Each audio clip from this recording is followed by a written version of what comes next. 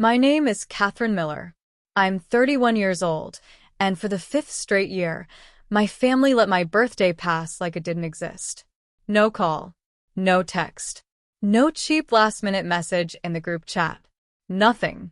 Then, exactly 1 week later, my mother emailed me a PDF asking for $3,000 to help pay for my brother Brandon's yacht birthday party.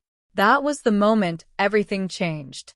I live in Annapolis, Maryland, and I work as a senior marine insurance analyst. My job is basically this. I spend all day sorting through boat damage claims, fake charter paperwork, inflated repair estimates, and wealthy people insisting rules shouldn't apply to them because their bad decisions happened on water. So, when I saw the subject line in my inbox, Brandon birthday yacht split, I knew before I opened it that it wasn't a family gesture. It was a bill. A demand. A performance disguised as togetherness. When I opened the PDF, there it was in neat formatting. Amount due, $3,000. Under the notes section, my mother had typed, "We're all splitting it evenly. Brandon deserves something special this year." I sat there at my kitchen island, rereading that line while the silence of my own forgotten birthday still hung in my apartment like stale air. 5 years in a row, they had forgotten me. And for 5 years in a row, I had made excuses for them. They're busy. They're distracted. They didn't mean it. People forget things. But apparently nobody was too busy to organize a yacht charter. Nobody was too distracted to order seafood platters, hire a DJ, coordinate outfits, plan boarding times, and calculate exactly how much they expected me to contribute. I scrolled down farther. My full name was listed under family contribution. Not guest. Not sister. Not even daughter. Contribution. That word hit harder than the number. Because that was the truth of it, wasn't it? In their eyes, I had stopped being a person a long time ago. I had become a reliable expense category, a source, a card on file, a quiet solution. Then I noticed something else. There was a guest list attached to the reservation details. My name wasn't on it. I read it twice just to make sure I hadn't missed it. No, Catherine. They wanted my money on that boat. They just didn't want me. For 1 second, I could see the whole scene in my head. Brandon laughing with a drink in his hand, my parents smiling like proud producers of the event, Chloe taking pictures for Instagram, everyone posing under string lights on a yacht I helped pay for while acting like I didn't exist. My chest tightened so hard it felt like impact. Then suddenly, everything inside me went still. Not broken still. Not numb still. The dangerous kind. The kind that comes right before you stop explaining yourself forever. I opened my bank app and sent exactly $1. In the memo line, I wrote, "I'm not on board." Then I started shutting things down. Every shared streaming account. Every subscription under my name. Every backup card. Every convenience they had been using for years because I was too tired, too trained, or too guilty to take it back. And before I tell you what happened after they reported me for fraud, and what I said when they finally realized whose money had been floating half their lives, tell me this. What time is it where you are, and where are you watching from? I want to know how far the story is traveling. What surprised me most was how calm I was at first. I didn't call my mother screaming. I didn't send a dramatic paragraph. I didn't ask if the invoice was a mistake. The old version of me would have done exactly that. She would have called, waited to be manipulated, listened to excuses, and probably ended up paying anyway just to keep things from getting tense. But that night, I made coffee, opened my laptop, and approached my family the same way I approach suspicious claims at work. I followed the access trail. First, Netflix. My parents had been using my premium account for 6 years. Then Prime, Hulu, Disney+, Max, Spotify Family, a grocery delivery membership, cloud storage, roadside assistance. My father once told me he had only used that last one in a real emergency. The records showed 11 calls. Then came the cards. I had added my mother as an authorized user years ago after she cried over an emergency dental bill. I added my father during one of his business trips when he called me from an airport and said his card suddenly stopped working, in a helpless tone he only used when he wanted immediate rescue. Brandon had access to a backup card because he was getting back on his feet. Chloe had my food delivery login because, according to her, my account got better promotions. Individually, each thing had looked small. Together, they formed a whole little ecosystem built on one assumption. Catherine will handle it. As I clicked through account after account, statement after statement, I realized something that was humiliating in its clarity. They had not forgotten me. Not really. They remembered me perfectly, whenever remembering me saved them money. So, I removed authorized users, froze the cards, changed passwords, forced logouts on every device, turned on two-factor authentication for everything. Each click felt like two things at once: relief and grief. Because the hardest part wasn't that I was angry. The hardest part was that I still loved them. I loved people who could remember my billing details better than my birthday. When I was done, I sent one short email to the family thread. Effective immediately, all cards, accounts, memberships, and services under my name are for my use only. Please make your own arrangements. That was it. No lecture.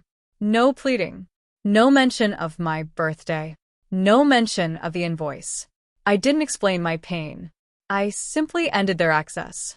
47 minutes later, my phone lit up. Mom. Then Dad. Then Brandon. Then Chloe. Then Mom again. I let every call ring out. Then the text started. Mom. Catherine, what is going on? Your father can't get into Prime. Dad, the gas card was declined. Fix it. Brandon, why did Spotify log me out in the middle of my workout? Seriously? Chloe, this is unbelievably petty. It's my show night. Not one of them said happy belated birthday. Not one of them asked if I was okay. Not one of them wondered why I had reached a breaking point. They only noticed me when the door stopped opening. I set my phone face down and laughed once. That ugly, tight laugh people do when crying is sitting right behind it. Around midnight, my mother sent a voice message. Her tone was carefully soft, the version of softness she used whenever she wanted to sound wounded instead of controlling. Catherine, sweetheart, I don't know what's gotten into you, but punishing the family over money is not like you. Brandon's birthday matters. You know how sensitive he is. Sensitive. That word sat in my kitchen like something rotten. Brandon was sensitive. I, apparently, was infrastructure. I texted back 3 sentences. My birthday mattered too. She started typing immediately, stopped, started again. Then, finally, don't start this again. And just like that, whatever hesitation I still had died. By the next morning, the family group chat had turned into a trial. Only I wasn't a participant. I was the defendant. Dad went first. You embarrassed your mother last night. She couldn't finish ordering decorations because your card was declined. Brandon followed. You are 31 years old. Who cares this much about a birthday? Then Chloe. You always do this. The second something is about Brandon, you make it about yourself. I stared at the screen in disbelief. It took them less than 12 hours to transform my boundary into an attack. Then Dad called. This time, I answered. No greeting. No pause. Turn everything back on. No. Silence. Then, colder. Excuse me? No, I said again. I'm not paying for Brandon's yacht party. I'm not funding accounts for people who don't respect me. And I'm done keeping cards active so everyone else can live like I don't exist until they need something. He exhaled sharply, like he couldn't believe an employee had just challenged management. We raised you better than this. I almost laughed. No, I said. You raised me to be useful. That's not the same thing. His voice hardened immediately. Don't get smart. Your mother is in tears. Brandon is upset. Chloe says you've ruined the whole week. My birthday was last week, I said. Did that ruin anyone's week? He didn't answer. That silence told me more than any confession would have. Then he said it. Your birthday is not the issue right now. I tightened my grip on the phone. Exactly. He raised his voice. Family helps family. Family remembers family. You are being unbelievably ungrateful. For what? I asked. Being forgotten 5 years in a row and then billed $3,000 for a party I wasn't invited to? That finally threw him off. He hesitated just for half a second, and in that half second I knew he already knew I wasn't on the guest list. That was probably an oversight, he said. No, I said. An oversight is forgetting ice. Forgetting to add your daughter to the guest list while assigning her part of the bill is a decision. He snapped. You have always been dramatic. Then Brandon got on the phone. Or Dad handed it to him, maybe thinking the favorite child could get the result the parent couldn't. Kat, come on, he said in that fake casual voice he used whenever he wanted money. It's $3,000. You make great money. Why are you acting so weird? Because I'm not your sponsor. He laughed. Oh my God. Sponsor? Seriously? You act like you're oppressed. You don't have kids. You're not married. What else are you spending your money on? There it was. The family math. Because I was single, my income was available. Because I had no children, my time was available. Because I had built a stable life, they assumed stability meant surplus. And surplus meant theirs. I'm spending it on myself, I said. You should try it. His voice changed instantly. Keep your stupid dollar. Hope you enjoy being alone. Then he hung up. 10 minutes later, my phone buzzed with a fraud alert from my bank. I opened it and stared. My mother had contacted the card company claiming her access had been removed without authorization. Then another alert came in from one of the streaming services. Then another. They were reporting me for fraud on my own accounts. For a full minute, I just sat there in silence. Then I laughed so hard tears came out. Not because it wasn't painful, because it was so perfectly, horribly familiar. They had done electronically what they had always done emotionally. Accused me of wrongdoing for taking back control over what was already mine. I forwarded every alert, every message, every screenshot into a secure folder and labeled it Miller Family Boundary File. Then I called my friend Nathan Brooks. Nathan works in compliance at a regional bank, and when he answered, I said, "You are not going to believe what my family just did." After I explained everything, he was quiet for a second. Then he said, "Catherine, don't delete anything. Save every message, every invoice, every login attempt, every fraud alert. They're not just panicking. They're creating a record. A record." That changed everything. Because suddenly this wasn't just emotional chaos. It was documented behavior. By Friday, the situation had escalated beyond streaming access and frozen cards. Brandon's yacht reservation needed final payment by noon, and apparently my mother had assumed she could still force it through using one of the cards I had already locked down. When it failed, the charter company emailed the planning thread. Final payment could not be processed. Please provide valid cardholder authorization within 24 hours to avoid cancellation. I knew because my mother accidentally included me in her furious reply. In all caps, she wrote, "Please run it again. This card should work." I was sitting at my desk on lunch break when I read it, and honestly, I almost admired the nerve. She wasn't apologizing. She wasn't asking. She wasn't even embarrassed. She was still trying to jam my money through a locked gate and seemed offended the gate had held. The charter company responded that the primary cardholder would need to approve the charge directly. For maybe the first time in my life, a company policy protected my boundary more effectively than my family ever had.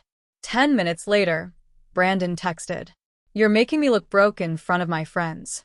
I wrote back, "Then pay like you're rich." He responded, "You're pathetic." I didn't answer.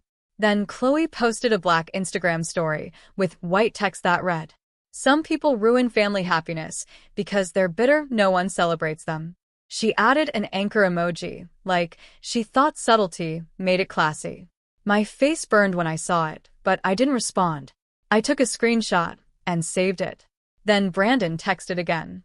"Mom says you're mentally unstable." Starting to believe her. That one hit in a different place.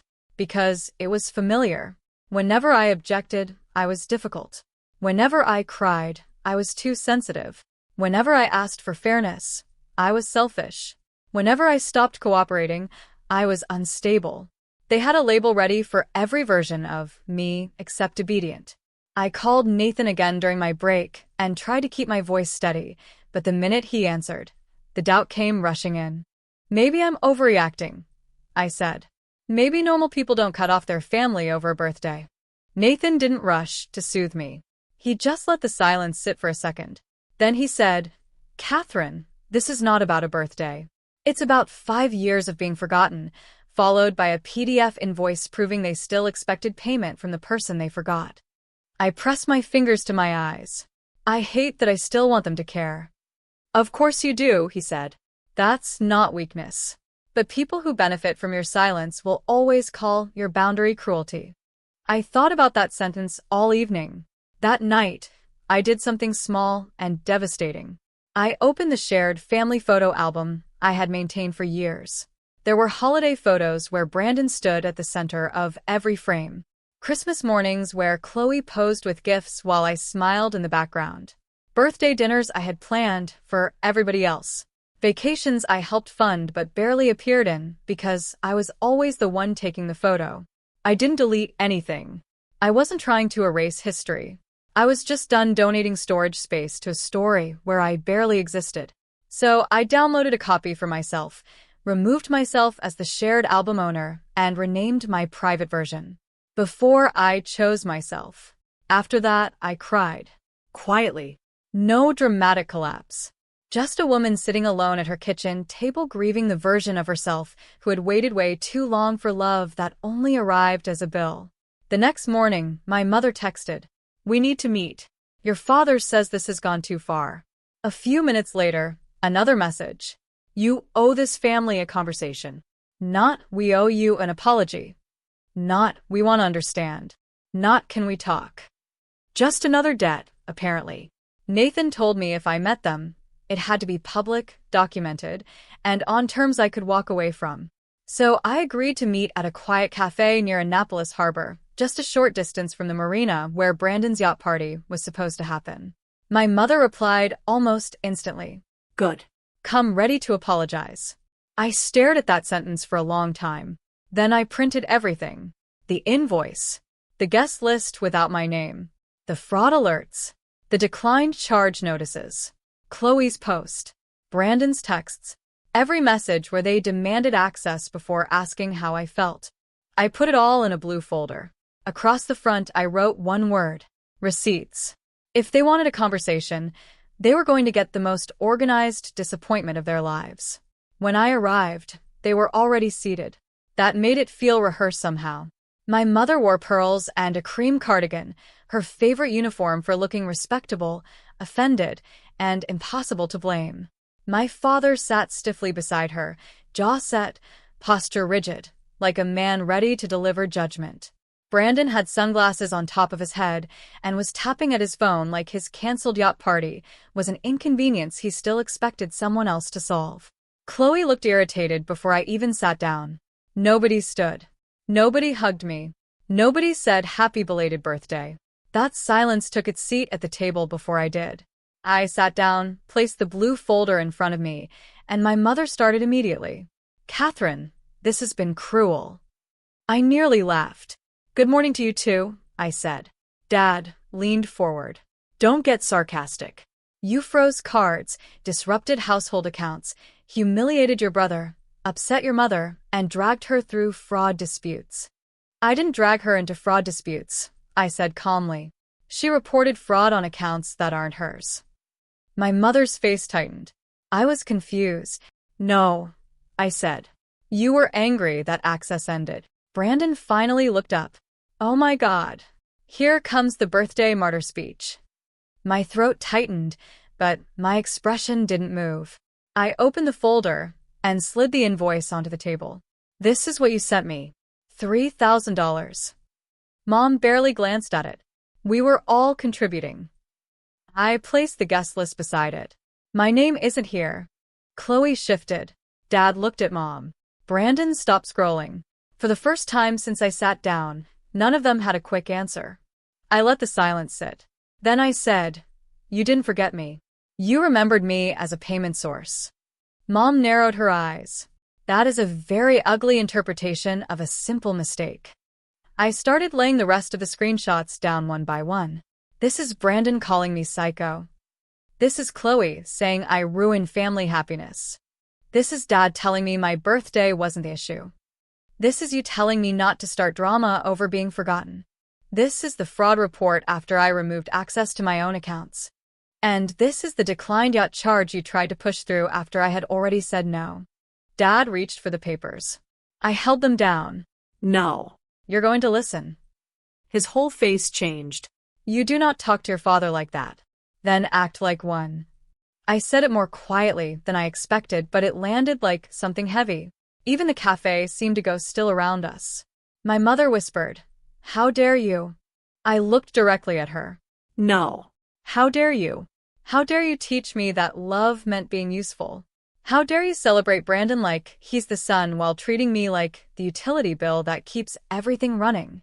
How dare you forget my birthday for 5 straight years and then send me an invoice 1 week later, like I should be grateful to be included in the payment, but not the party? Brandon leaned back and gave a short, bitter laugh, but I could see the discomfort underneath it now. You're acting like we robbed you. You try to spend on accounts I pay for, I said. You billed me for an event I wasn't invited to. Use whatever softer word helps you sleep. Chloe muttered, "This is why people don't want to celebrate you. You make everything intense." I turned to her. No. People didn't celebrate me because I made it easy not to. I kept smiling, paying, forgiving, and pretending scraps were enough. I trained all of you to believe I would accept anything as long as you called it family. That ends now. My mother's voice shook, but she still sounded offended, not sorry. So, what do you want? You want us to beg? You want to humiliate us? I shook my head. I don't want anything from you today. That's the point. Dad frowned. Families fight. Families forgive. You don't just walk away because people make mistakes. Mistakes? I said. Forget milk? That's a mistake. Forgetting your daughter's birthday 5 years in a row is a pattern. Sending the wrong attachment is a mistake. Sending me an invoice for a party I'm excluded from is a pattern. Misunderstanding a password is a mistake. Reporting me for fraud when I say no is a pattern. For 1 second, Dad looked down. That was the closest he came to shame. Then Brandon tapped the table twice and said, like he had been bored by the whole emotional interruption, "Okay, speech over. So, are you fixing the yacht payment or not?" I laughed then. Not loudly. Just enough. Because that was it. That was the clearest thing anyone had said all day. I began gathering the papers back into my folder. "Thank you," I said. "That answers everything." Mom snapped. Brandon stopped talking. Too late. He had said the truth out loud. I stood up. "From now on, I am your daughter only if you are willing to treat me like family. Until then, I am not your emergency fund, not your subscription provider, not your backup card, not your emotional target, and not your invisible guest." Brandon's face hardened. "So you're really going to ruin my birthday?" I pushed my chair in neatly. "No, Brandon. I'm just not paying for it." My mother reached toward my wrist, but I stepped back before she touched me. "Catherine, sit down. We are not done." I looked at her hand still hanging in the air. "You're right," I said. "You're not done. You still need to figure out how to pay the yacht company." Then I walked out. Behind me, Brandon said, "Is she serious?"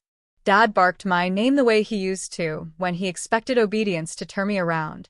I kept walking. Outside, the harbor air was cold and sharp with salt. My hands were shaking, but my spine felt straight. For the first time in years, I wasn't trying to win them back.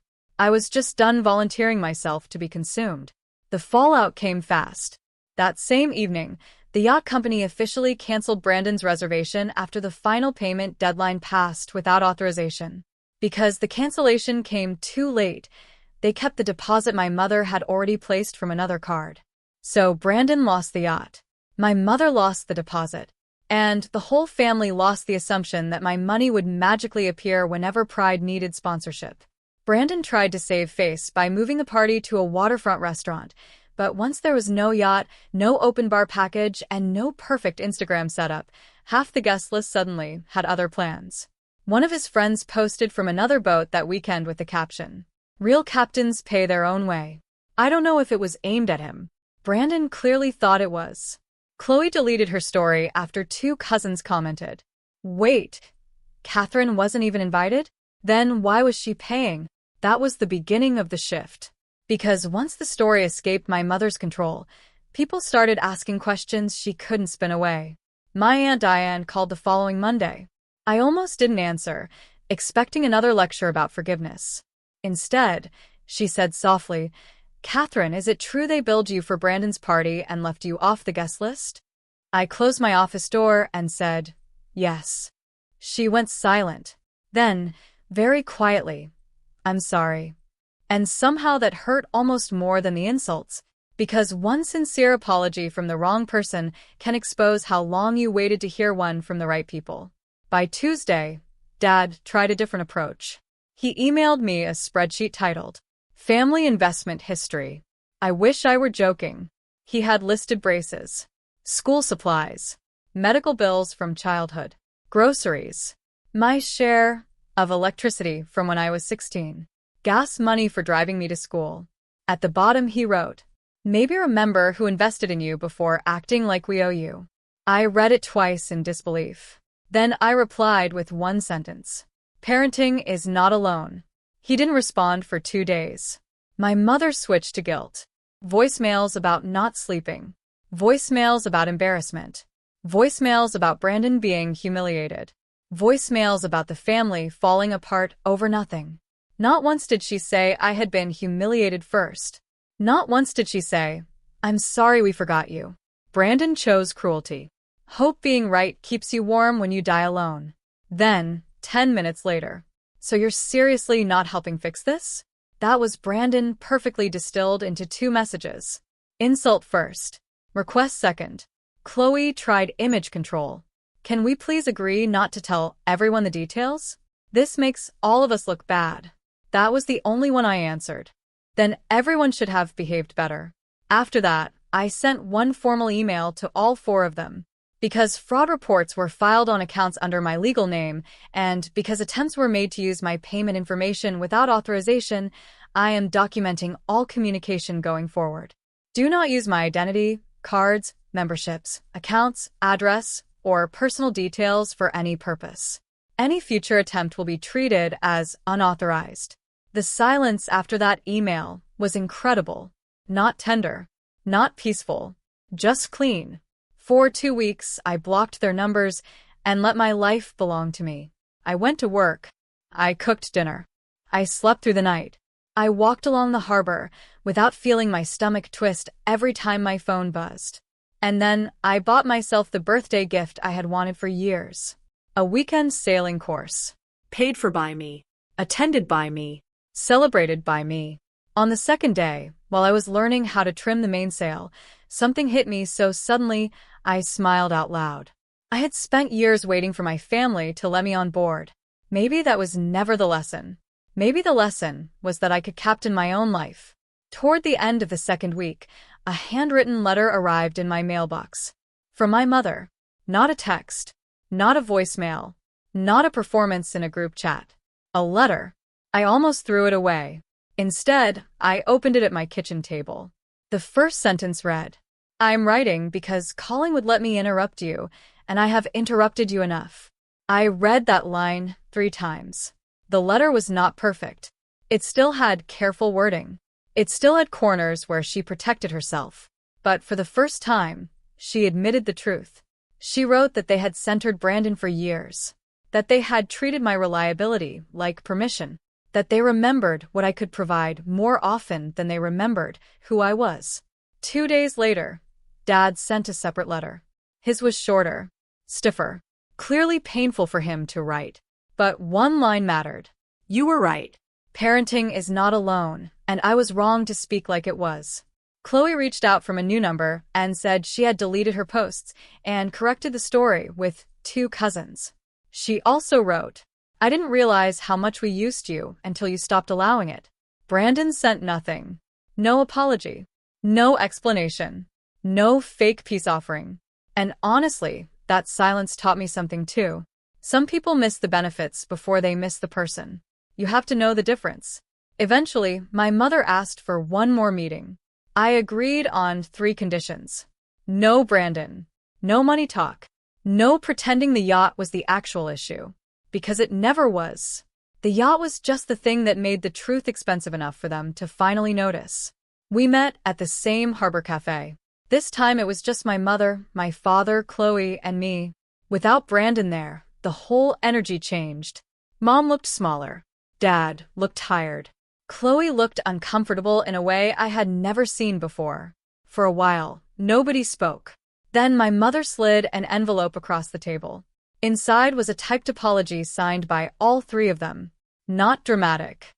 Not poetic. Not perfect. But specific. They acknowledged forgetting my birthday for 5 years. They admitted the invoice was selfish and humiliating. They admitted reporting fraud had been wrong. They admitted I had not abandoned the family by setting boundaries. They wrote that they had pushed me away by treating my kindness like an obligation. I read every word slowly. Then Dad cleared his throat and said, "We also told your aunt and cousins the truth. Not every detail. Enough." That mattered. Not because I wanted revenge. Because toxic families love offering private regret after public disrespect. I needed the lie to stop living out loud. Then Chloe looked at me and said something I never expected. "I was jealous of you." I blinked. She swallowed hard. "Not because they favored Brandon. Because you always seemed like you didn't need anyone. I thought that meant you were cold. Now I think maybe you were just tired." For the first time, I saw something human behind all that sharpness. I nodded, but I didn't rush to comfort her. That was one more habit I was done carrying. Finally, my mother asked, very quietly, "Can we fix this?" I looked out at the water. A small white sailboat was crossing the harbor, steady against the gray sky. "Maybe," I said. But not by pretending it didn't happen. And not quickly. Dad nodded once. "What do you need?" I took a breath. For the next 6 months, I'm staying low contact. No financial requests. No shared accounts. No guilt messages. No using family as a weapon. If you want a relationship with me, build it with respect, not emergencies. My mother's eyes filled with tears. But for once, she didn't use them to control the room. "Okay," she said. "And Brandon?" Chloe asked. "When Brandon is ready to apologize without wanting anything, he can reach out." He didn't. Not for months. And that confirmed what I had already learned. Some people miss access long before they miss you. My family did not become perfect. This is not the kind of story that ends with hugs, healed trauma, and matching holiday pajamas. But something real did change. They lost unlimited access to me. They lost the old Catherine, the one who paid, smiled, absorbed the damage, and returned every time someone said, "But we're family." And I gained something better than revenge. I proved to myself that I could survive their disappointment. I learned that family is not a title people wave while treating you like a resource. Family is memory, fairness, effort, respect. Sometimes the version of your family you grew up serving has to collapse before anything healthier can exist. Even if, at first, that healthier life includes only you and the people who actually show up. So, if you're the one always paying the emotional bill, if you're the one they remember only when they need something, if they keep leaving your name off the guest list while sending you the invoice, hear me clearly. You are not selfish for choosing yourself. You are not cruel for ending access. And you do not owe lifelong repayment for love that only arrived as a transaction. My family forgot my birthday for 5 years. Then they sent me a $3,000 invoice for my brother's yacht party. I sent $1. And for the first time in my life, that wasn't petty. It was honest.